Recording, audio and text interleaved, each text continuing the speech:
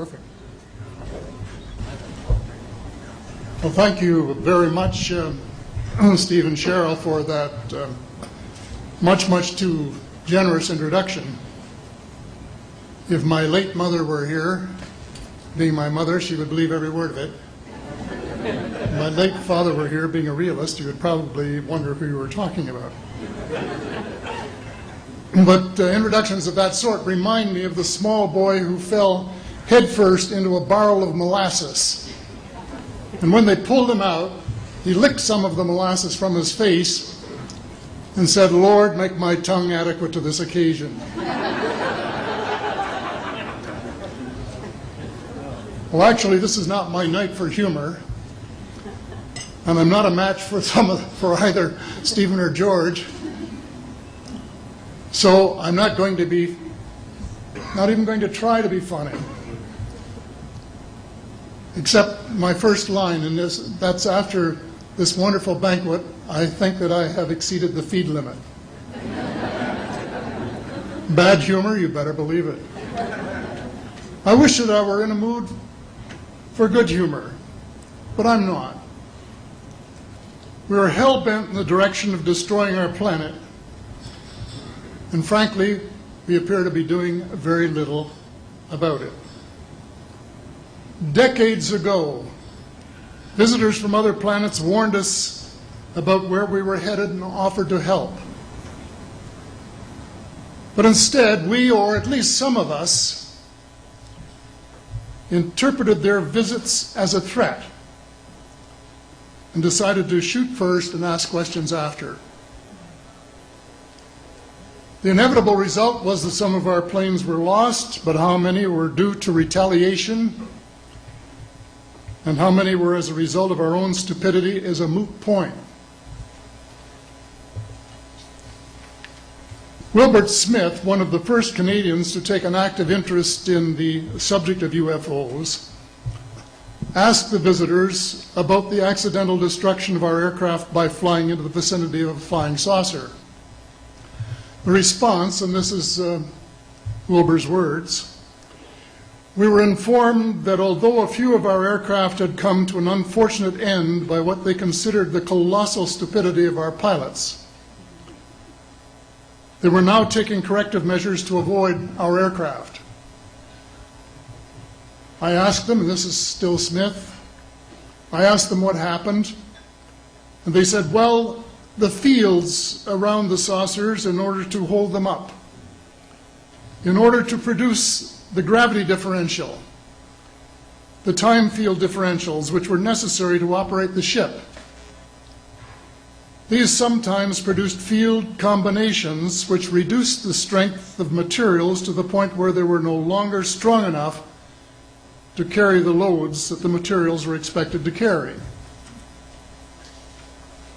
Now, as we know, aircraft, particularly the military type, are built with a rather small factor of safety. And in these regions of reduced binding, the materials are no longer strong enough to carry the load, and the craft simply comes apart. When I read that, I was reminded of the late, great soprano Lily Pons, who used to smash crystal goblets with her high C. She would direct the sound at them, and something in the sound waves would change the structure of the glass, and it would fly apart. Well, this didn't satisfy our military chiefs, who must have thought that it was more important to secure American nuclear superiority, even though using it would result in the annihilation of us all, than to take the hint and start moving the planet back from the brink of global disaster. They, the military, must have been and still are so paranoid that they feel it necessary to use the visitors' technology to fight them off, rather than welcome them as partners in development, though they may have seconded a few renegades to assist them in what can best be viewed as diabolical developments. Stephen has said that talking about UFOs is passé, and that we should be talking or limiting our talk to exopolitics. Well, Stephen, I agree with you in theory, but in reality we have a problem when official U.S. policy insists that UFOs don't exist. The veil of secrecy must be lifted, and it has to be lifted now, before it is too late. It is ironic that the U.S. would begin a devastating war, allegedly in search of weapons of mass destruction, when the most worrisome developments in this field are occurring in your own backyard. It is ironic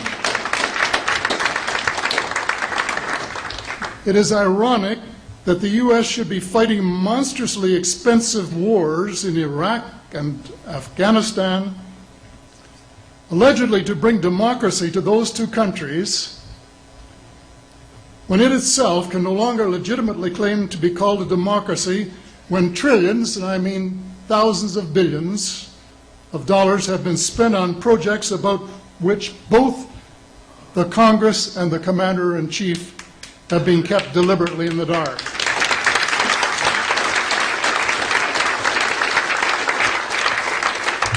How much has been accomplished in 60 years of feverish activity by some of the most educated minds in the United States? Has America developed flying saucers that are visually indistinguishable from the visitors, as alleged? And if so, what do they propose to do with them?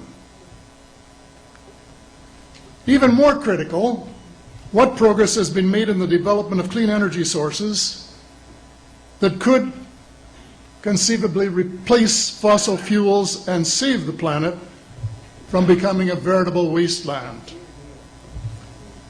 Well, who has the answers? Someone does, but apparently they aren't telling either secretaries of defense or presidents because they don't have, quote, a need to know. In a story told by Dr. Stephen Greer, President Clinton was asked a question by White House reporter Sarah McClendon about why he didn't do something about disclosure. And Clinton replied, "Sarah, there's a government inside the government, and I don't control it." Excuse me, doesn't the Commander-in-Chief and the person who allegedly has their finger on the nuclear trigger have a right to know what his subordinates are doing? The people of the United States who have paid the bills have the right to know. The people of the world demand to know because it is our descendants too whose lives are in mortal danger.